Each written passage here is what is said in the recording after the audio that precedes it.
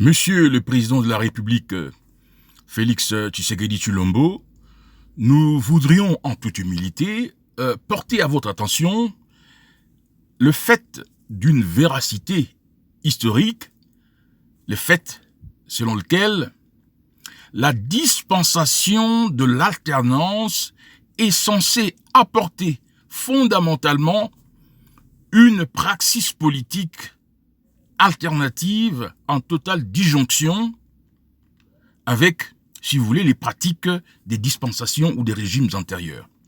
À cet effet, il y a 4 pratiques de type stalinien, d'origine coloniale, des pratiques de régime d'oppression, qui sont des pratiques antithétiques, absolument antithétiques à une dispensation ou à un système politique démocratique. La première pratique, c'est la pratique de l'incursion ou des incursions systématisées de l'ANR, l'Agence nationale des renseignements, qui est une structure de renseignement, relatifs à la sécurité de l'État, son ingérence dans les problèmes politiques, j'allais dire des problèmes politiciens. Les cas d'espèce, les cas de Jacques Ndala. Si Jacques Ndala a proféré, si vous voulez, des propos menaçants ou offensifs contre un acteur politique, l'acteur politique ou sa famille ou ses associés politiques peuvent porter plainte et les instances judiciaires peuvent amorcer une action judiciaire contre Jacques Ndala. Mais l'ANR, venir comme pour l'enlever, venir comme pour les kidnapper, saccager sa maison, c'est indigne d'une dispensation de l'alternance, une dispensation qui est gérée par l'acteur politique dont le parti UDPS a souffert de ces pratiques-là rétrogrades.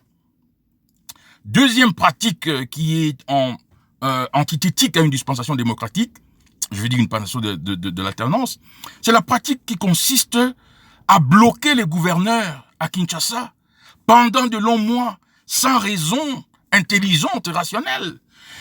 Le ministre de l'Intérieur n'a aucune compétence légale ou constitutionnelle pour convoquer un gouverneur élu par une assemblée provinciale représentant les peuples et les bloquer à Kinshasa avec des implications financières, des implications de santé où on les met dans l'anxiété et des implications, sur le plan de la gouvernance de sa province. C'est pour cela que dans cette dispensation, la décentralisation a reculé. On se croirait vraiment à l'époque du Mobutisme où les gouverneurs étaient des enfants de course du président Mobutu qui les faisait venir à Kinshasa comme il le voulait. Cette pratique-là, il faut l'arrêter. Troisième pratique rétrograde, c'est la pratique qui consiste à suspendre, à démettre de leurs fonctions les mandataires qui sont en mission, voire les gouverneurs en mission.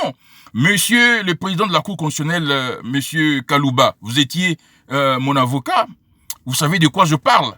Vous, en tant que président de la Cour constitutionnelle, vous ne devez pas attendre seulement les cas de jugement à la Cour constitutionnelle, vous devez anticiper aussi être les conseillers constitutionnels du chef de l'État.